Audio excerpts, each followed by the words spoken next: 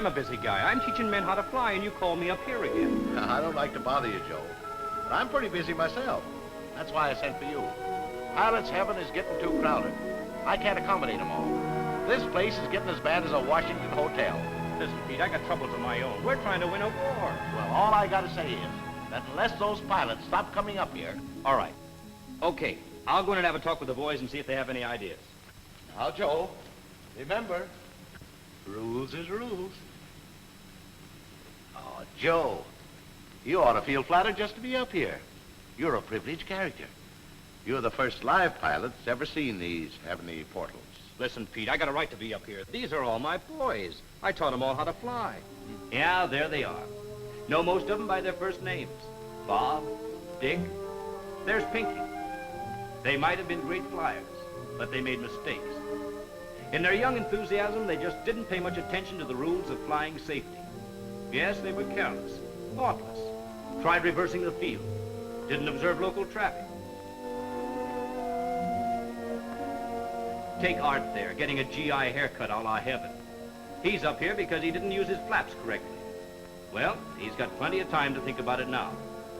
And Gil, he's still trying to see the field he overshot. And look at Vince. He thought he could stay at 25,000 feet without oxygen. Well, Pete, I hope you're trying to make them happy. We try to give them everything. But the two things they're really itching for, we can't provide. One is flying, and the other is... Oh, yeah. Yeah, I get it. And why don't you do something about it?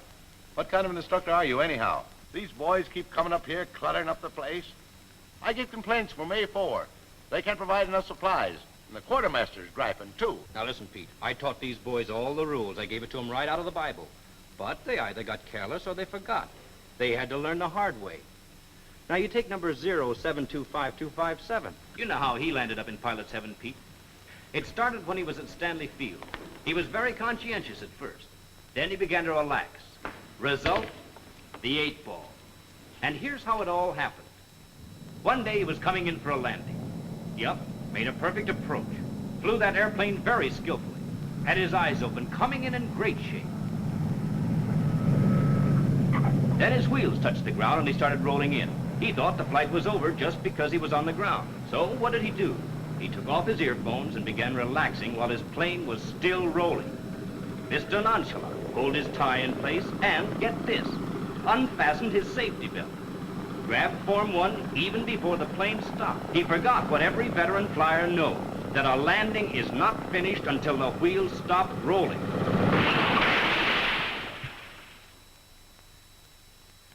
That's how Mr. Nonchalant got into pilot's heaven, and that's getting in the hard way. Yes, sir. There's nothing the enemy would like better than to have every pilot forget that a landing is not finished till the wheels stop rolling. That's right. A landing is not finished until the wheels stop. Say, don't teach me, teach them. Keep them out of here. How am I going to make it any plainer? I tell them every single day, but some pilots just never learn. Take who's it's over there, Jimmy Blake. Well, one thing we can say about Jimmy, he finally got his wing. But there's a lad who might have been a great flyer. He was itching to see Tokyo, but never got any further than Corey Field. You see, he had his own ideas about making a landing. Yes, there he was, about ready to come in. And when the pilot's on the home stretch, his judgment on altitude and distance is very important. But as we said, Jimmy had his own ideas. There's the field, see it? But Jimmy's too far away. Don't think he can make it at that altitude. But Jimmy has other ideas, bad ones. He forgot to clear his engine, and that's a mistake. Jimmy's on a long glide, and his nose is too high. The field keeps slipping under his nose. She won't take it. He waited too long to clear engine. Better not try, Jimmy. You're too low, and stretching a glide is a dangerous thing. Now when he needs the gun, it isn't there. He might get over. He might not. Look at that reduced airspeed. No wonder he stalled.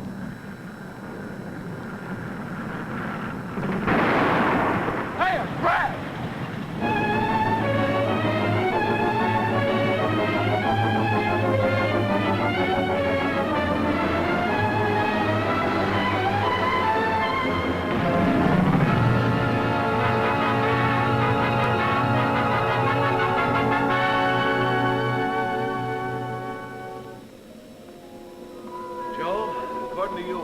flying going on down there is a pretty discouraging business. No, Pete, I'm only telling you about the chumps. The guys that make unnecessary mistakes. You see, the wise boys know all the rules, and they're all right. But the chumps seem to think that playing safe is a sissy's game. Pete, the safety rules are the best friends a pilot can have. Like, for example, here's an old friend. Who? What do you mean? This is our old friend, Mr. Oil Temperature Gauge. And to a smart pilot, he's very important. And he always has the last word. Every intelligent pilot knows that. But here comes a pilot who didn't think so. And that was his first mistake. Oh, I beg your pardon. Sir. And bumping into his CO was his second mistake. He's one of those hurry-up boys with propellers in his pants. Man, he just can't wait to get upstairs. Preparing for flight is just a waste of time for him. He wants to be the big pie in the sky. Check the oil temperature? Strictly for beginners, kindergarten stuff. Clear. Clear. Yeah, it's clear that this pilot is going to take off with cold motors, and that's his biggest mistake. And right there in front of him, warning him, is our old friend, Mr. Oil Temperature Gauge, almost down to zero.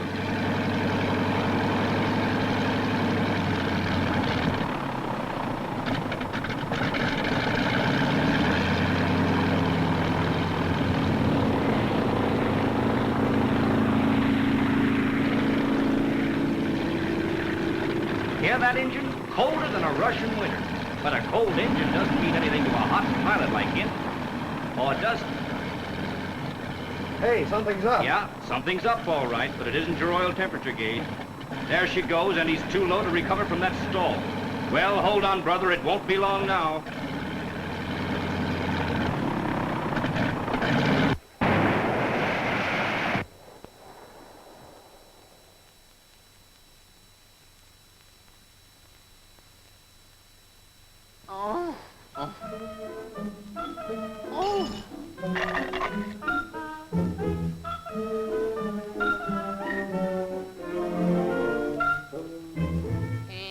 What's the matter with you, you dope? Do you think Uncle Sam trained you for months just to crack up? And you're darn lucky you're alive to hear me tell you. Never take off on a cold day until I'm up to 40 degrees centigrade.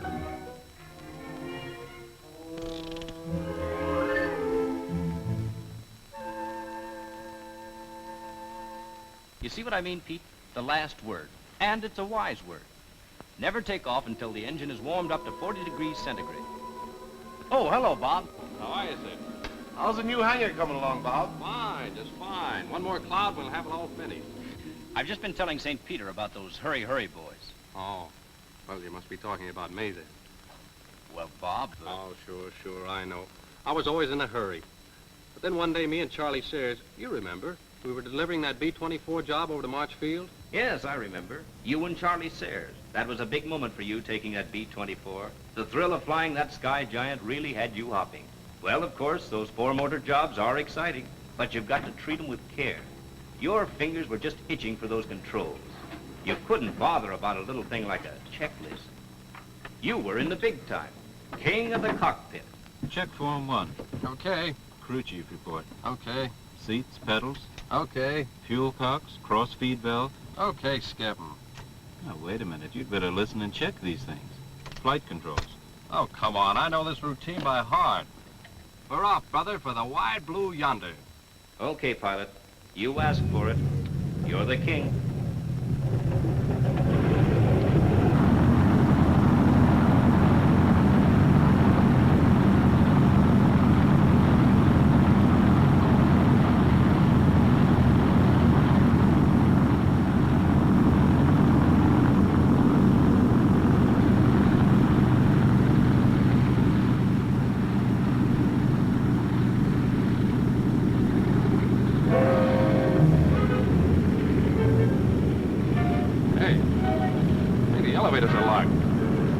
She won't even budge. You should have checked those flight controls. Huh?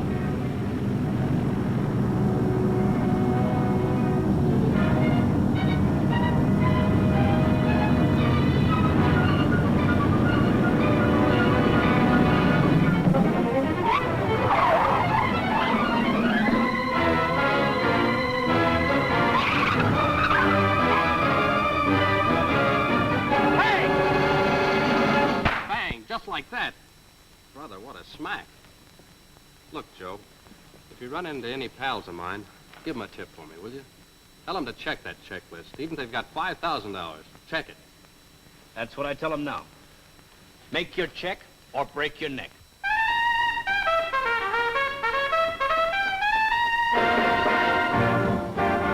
Well, it's pretty obvious where we are now. It's one of those typical gay spots you see in any city in America, where young people like to dance, or, as they say in the vernacular, to cut a rug. And naturally, a lot of Uncle Sam's boys are right on hand. The armed forces seem to be having a few maneuvers, and very interesting maneuvers, too. Yes, that's quite a gay throng. And in this group, there's one fella we'd like to tell you about. See him? There. That's Jack Pilot, and he's having himself quite a time. Boy, he's really in a dream world. But who wouldn't be dancing with that dream? Her hair brushing up against those silver wings. Yes, sir, it's one of those romantic moments, and Jack Pilot's got it bad. This was on a Friday night, and that was okay. But the next day, Saturday, Jack Pilot was flying, and you can tell by that silly puss he's got his mind on everything but his airplane. Right now he's starting his approach glide, and right now Jack ought to be thinking about letting his wheels down. But here's what Jack has on his mind.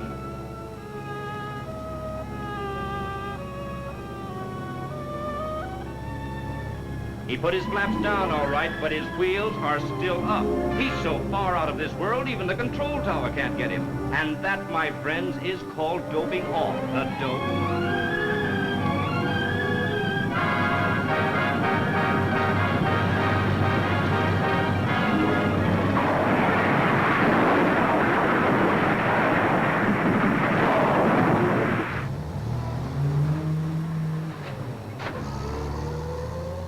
He walked away from that one all right, but he won't dope off again. Yeah, Pete, that's the way it goes. We're trying to impress every pilot that when he gets into that cockpit, he's got to forget everything else and devote his attention to only one thing in the world, his airplane.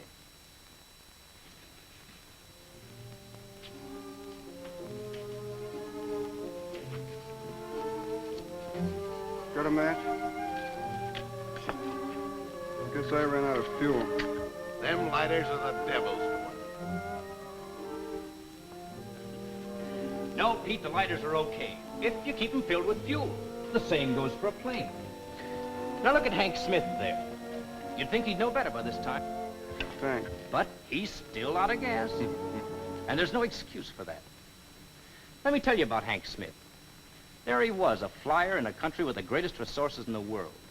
Under the rich earth of this country, there's a gigantic storehouse of fuel.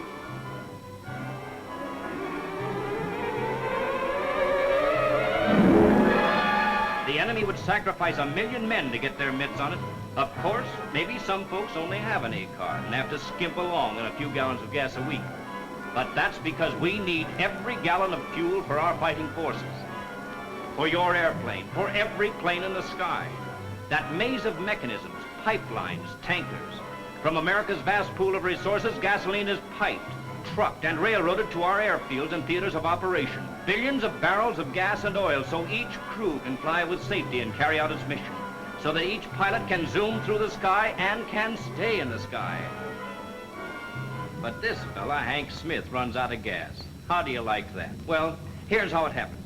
Hank was rushing out to his airplane slick and quick. The fuel record in Form 1 was far from his mind. He was in that cockpit with a flourish. And right there, giving out with a nifty signal, too. Clear? Clear. Chapter 1 in the sad saga of Hank Smith.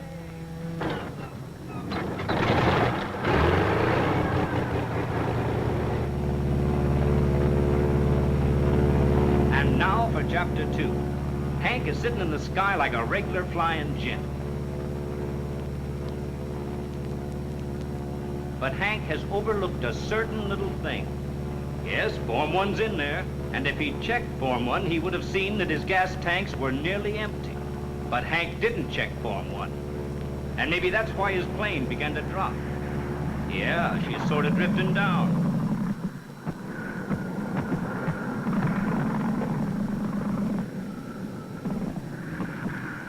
And there's no use trying that second gas tank. That's empty, too.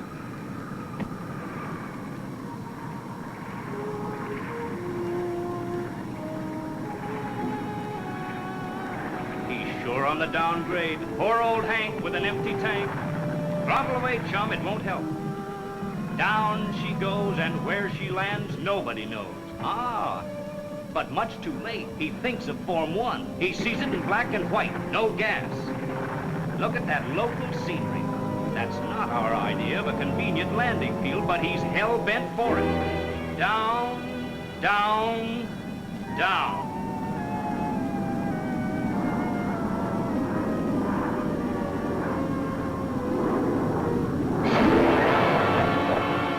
Well, you finish the story, Pete. All I can say is angels don't fly. From what you said, Joe, Form 1 is safety insurance. You can say that again.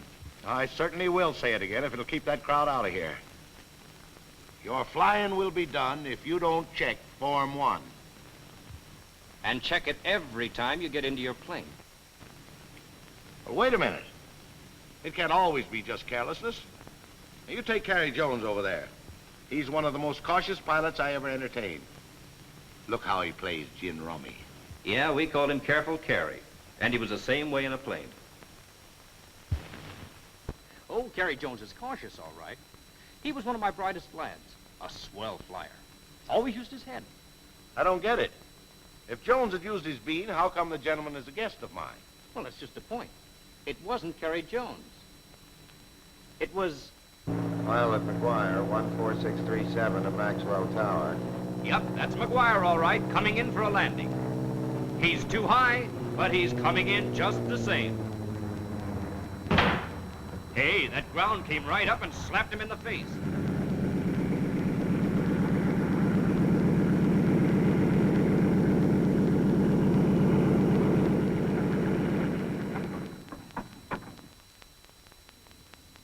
Well, he's finally safe and sound on old terra firma. But after that bumpy arrival, McGuire ought to make a little checkup.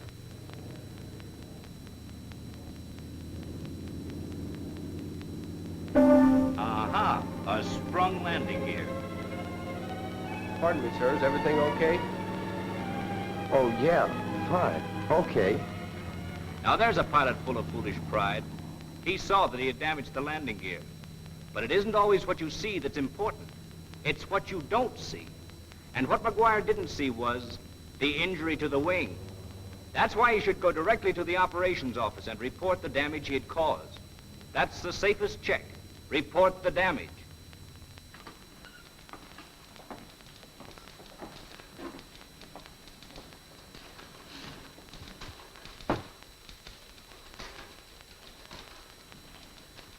Captain, that landing I made, I leveled off too high and dropped in. I got out and looked around and found I had sprung the right landing gear attachment fitting. Make sure it's reported on Form 1. Yes, sir.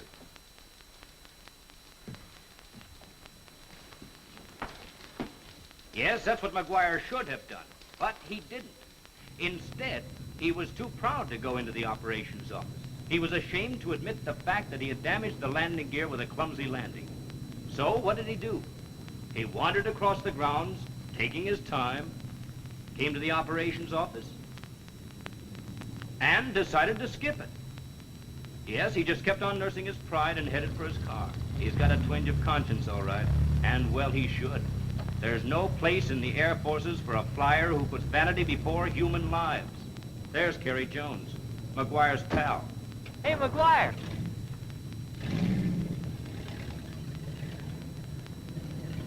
And that's the irony of it. Carrie Jones took off in the very same plane his pal McGuire had damaged. But how much damage? Well, that's what McGuire didn't see. His bad landing had injured the wing structure. So there was Carrie Jones flying along out to test a new accelerometer. And Carrie put the plane into a vertical dive, never realizing that his wing had been weakened. This is what happened.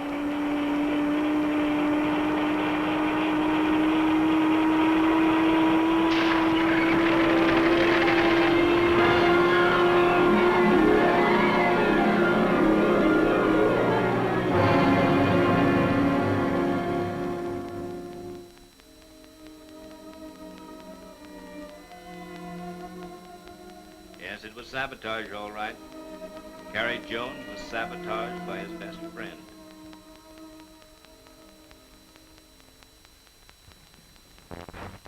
Pardon me for interrupting, sir, but, Say, how'd you get in here? who, me? I'm 100% American. I love my country, and I'm patriotic.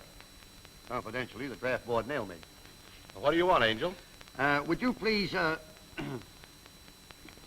okay that entry? Lieutenant Edward Sloan. Did he just register? Yes, sir. Take him over to the officers' club and introduce him to the fellas. Oh, find out if he's a short snorter. Lieutenant Sloan. Anyone you know, Joe? Eddie Sloan? Sure. Don't you remember? I wired you last night to reserve a room for him. I knew he'd be checking in today. You knew? Sure. I happened to be in the operations room yesterday. It was one of those busy mornings crammed with work. Pilots were in and out, all having a final look at the Airways bulletin board, because it lists all obstructions and new developments at other airports. No pilot takes off on a mission before consulting that bulletin. That is, no pilot except Lieutenant Sloan. Guess he wasn't in the mood that day. I remember stopping him. Hey, Eddie. Where are you headed for? Oh, me? Why, I'm taking a new observation plane up to Bolton. Don't you think you better check the Airways bulletin? Nah, I just got back from Bolton. I know that feel like my own backyard.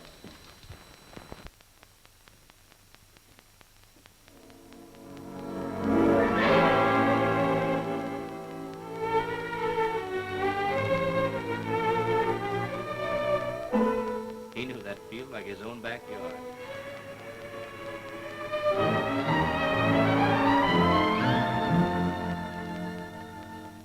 Yeah, it's a common ailment, Pete. Yet it's a cardinal rule in flying safety. Never take off for a field until you consult the Airways bulletin board. Otherwise, you'll wind up whaling the Airways bulletin board blues. Blues, those fighting blues, those fighting red, white, and blue.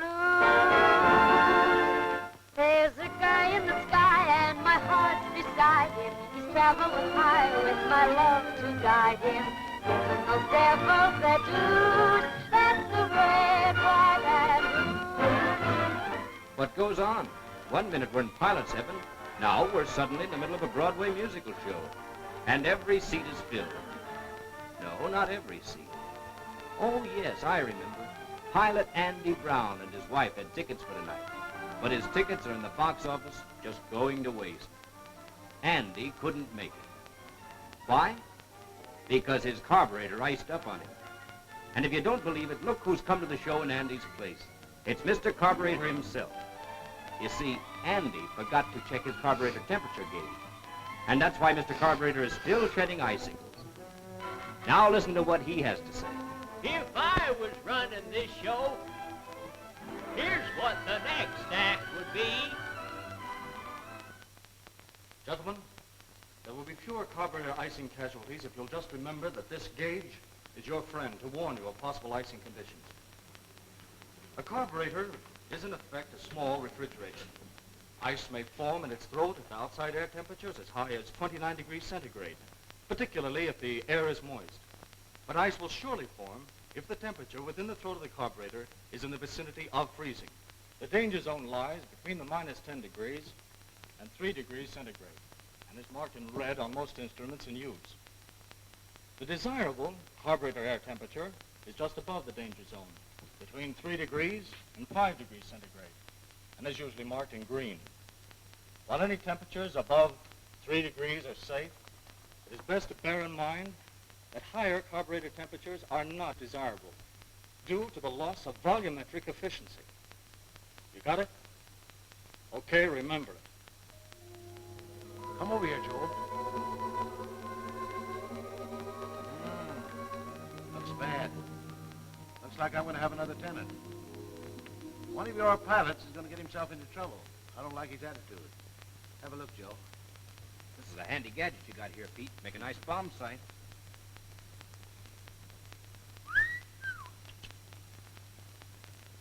No, not that apartment window. Joe. I mean the operations room. Look at that pilot. Oh, sure, I see him. That's Frank O'Connor. Here's your contact clearance. And listen, Lieutenant, you have an instrument rating. So if you run into any bad weather, don't be proud. Turn around and come home. Remember, If you're in doubt, make a 180-degree turn and head back. Yes, sir.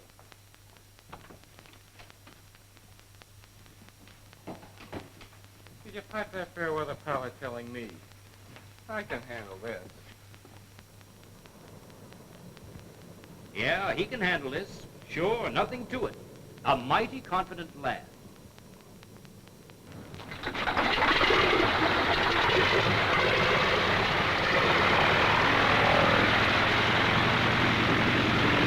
Well, he seems to have good flying weather. Not a cloud in sight.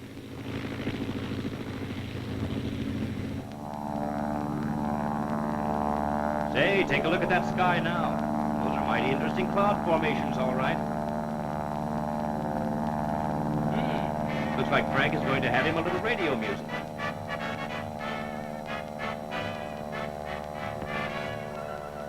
Now, with a good radio program, Frank asks for nothing more. Yes, he sure seems to be a jolly character. Those clouds don't seem to bother him. Okay, Frank, but we're keeping our fingers crossed just the same. Just in case.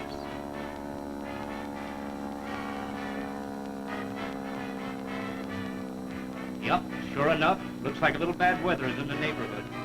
No wonder Frank's losing that happy smile. You remember what your operations officer told you, Frank? You have an instrument rating, so if you run into any bad weather, don't be proud, turn around and come home.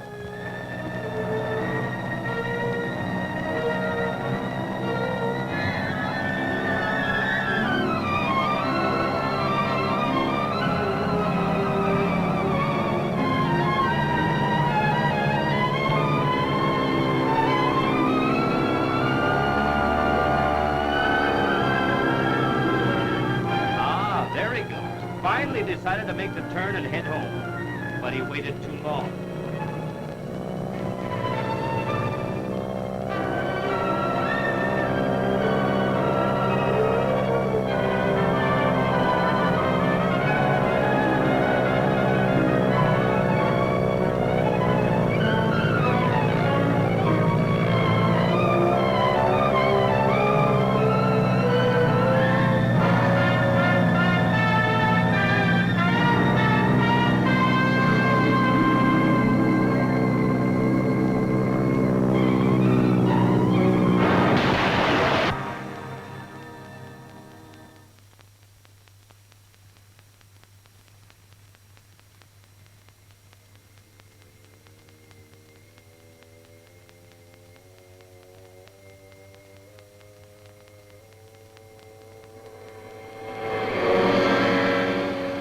That fair weather pilot telling me I can handle this.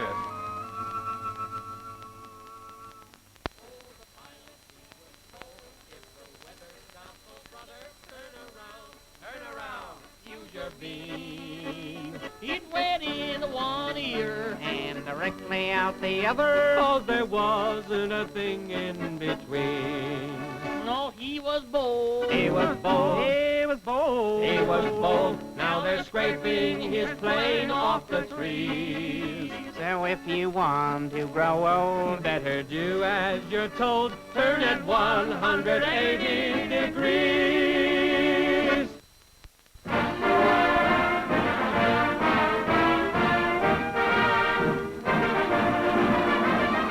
Well, we certainly know where we are now. Young cadets in full parade. The youthful hope and pride of the Army Air Forces. And we mean it. Yes, they're the best young flying blood in the world. But if you think these cadets are good, then you haven't met that fella yet. His name is H.P. Showoff. H.P. is hot pilot to you. He's just waiting for those cadets to get out of his way so he can swing into a little action. Now we'll let you in on something. H.P. is one of the slickest, sharpest daredevils in his outfit. He's going upstairs now, and we ought to get the inside on how flying is really done. Yes, H.P. Showoff is probably the most sensational flyer in the country. And if you don't believe it, just ask him. Gas on. Switch off. Throttle set. Gas on, switch on, throttle set. Now let's just watch this takeoff.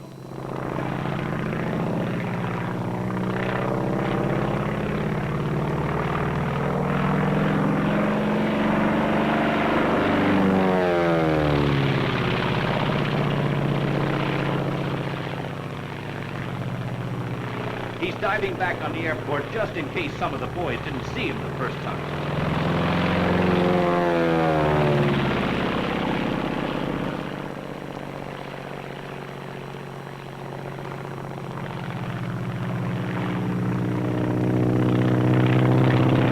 Very neat.